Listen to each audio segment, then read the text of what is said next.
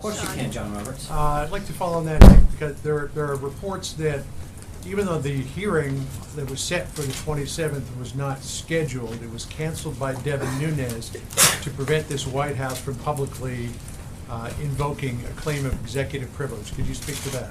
I hope she testifies. I look forward to it. It was never, let's be honest, the hearing was actually never notified. If they choose to move forward, great. We have no problem with her testifying.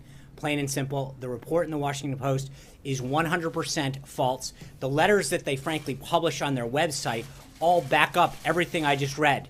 All of the letters are available on their website. I hate to give them the traffic. But the reality is that they specifically say, if you don't respond, we're going to go ahead. We didn't respond. We encouraged them to go ahead. A lot of people in the coal industry suggest that jobs are just not going to come back in that industry based on the way the industry has changed, technology and other things. Does this administration have an estimate of how many jobs will be created as a result of the actions it's taken today?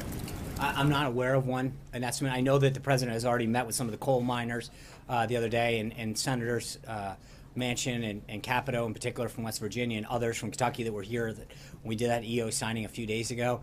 I will tell you that from a mining perspective, the miners and the owners are very, very bullish on this. So the people who are actually in the business applaud this effort, believe that it will do a lot to revive the industry. Does it need to have middle class tax relief, corporate tax relief? Can you do it comprehensively or piecemeal? Do you add infrastructure spending to it somehow? How are you looking at this? So on the first two, those are both key components. The middle class individual tax piece of it, and then the corporate rate has to come down. I think those are guiding principles that the president has laid out. As far as how the process works, there are, I think and I don't want to get ahead of the folks in the legislative affairs or the guys on Capitol Hill, but I would suggest to you that there's a prevailing attitude out there that the FY18 reconciliation is probably the most likely vehicle to move. What would you say to the folks who have a genuine concern that if you could not get health care done, how do you go about getting big ticket items like tax reform and infrastructure done? People say if you can't get one, how are you going to do the next? What would you say to that concern? Well, again, I think, as I mean, we're going to build a coalition for this. I think each of them have different constituencies, and I think we're going to work with members of both sides of the aisle on both of those big ticket issues to see where we can find agreement and move forward. But I don't want to prejudge the outcome at this point. About how he would have even gotten in and how he would have gotten cleared. And do you think that Congressman Nunes should recuse himself from being in charge of the Russia investigation at this point? Well, number one, on the latter part of that, it's not up to me. He's a member of the House. He's appointed by the Speaker. That is entirely up to the Speaker and the membership of the House of Representatives. We're not going to start commenting on that kind of stuff. I do think that he is running an investigation, which we asked for. And I think the thing that's important to note is there's somewhat of a double standard when it comes to classified information. When leaks are made illegally to the press, and you all report them, the coverage focuses almost entirely on the substance of the allegation and that are part of an illegal leak, not on the illegal nature of the disclosure, the identity of the leaks, or their agenda. But when the information that is occurring now, which is two individuals who are properly cleared, or three, or whoever he met with, I don't know, that they are sharing stuff that is entirely legal with the appropriate clearances, and then there's an obsession on the process.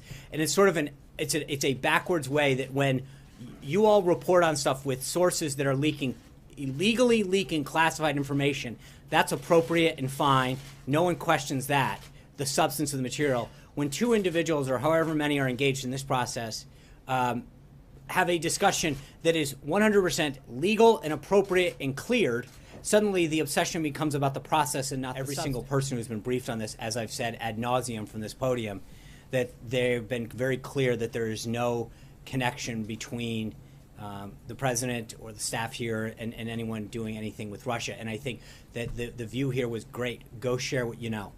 So, no, and that's why the Washington Post should be ashamed of how it handled this story. It was 100% false. The letters that they actually published back up exactly what we're saying. That she was asked about this information. Their attorney asked the DOJ. The DOJ said that she had to ask the White House. They made it very clear, if you don't do this, we are going to go forward.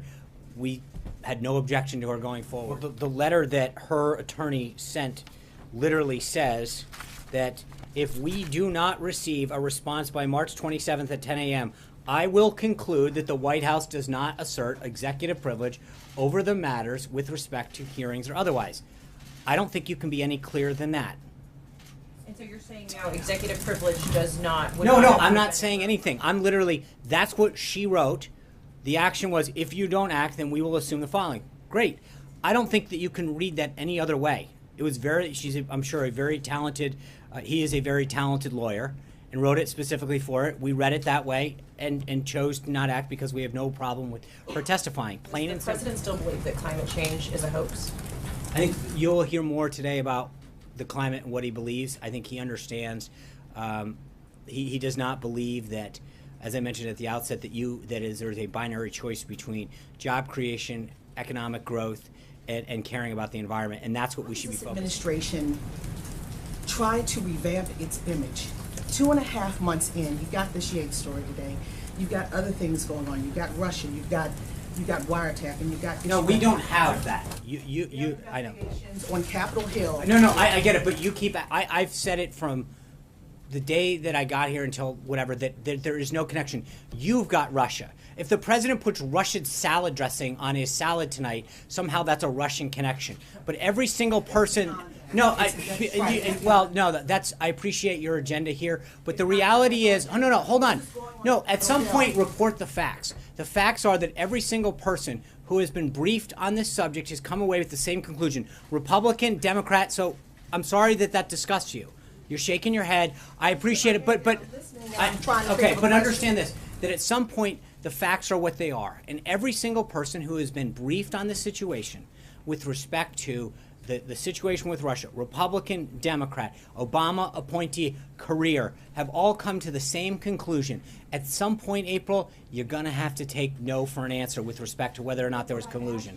How do you change the perception we're going to keep doing everything we're doing to make sure that what the president told the American people he was going to do, to fulfill those pledges and promises that he made, to bring back jobs, to grow the economy, to keep our nation safe. That's what he's been focused on since day one. We're going to keep focusing on that every single day. Comes Friday.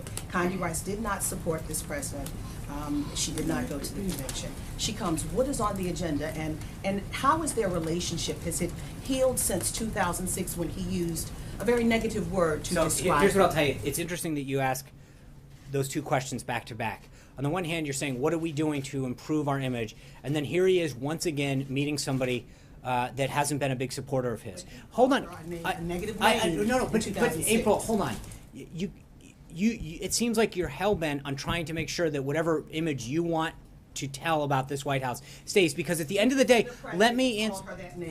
Okay, but you know what? You're asking me a question, and I'm going to answer it, which is the president. I'm sorry. Please stop shaking your head again. But at some point, the reality is that this president continues to reach out to individuals who've supported him, who didn't support him, Republicans, Democrats, to try to bring the country together and move forward on an agenda that's going to help every American. That's it, plain and simple. So if you're asking what we're doing, I think we continue to do it, which is to bring groups together that have been supportive of him, that haven't been supportive of him, but to share a goal, which is finding common ground on areas of national security, of personal security, of economic security, of job creation, of safer communities, of education, of healthcare, that can unite us as a country and make the country stronger. Thank you. I'll be back tomorrow. We're going to do 5 days in a row this week, ladies and gentlemen. Thank you. Thank you, guys.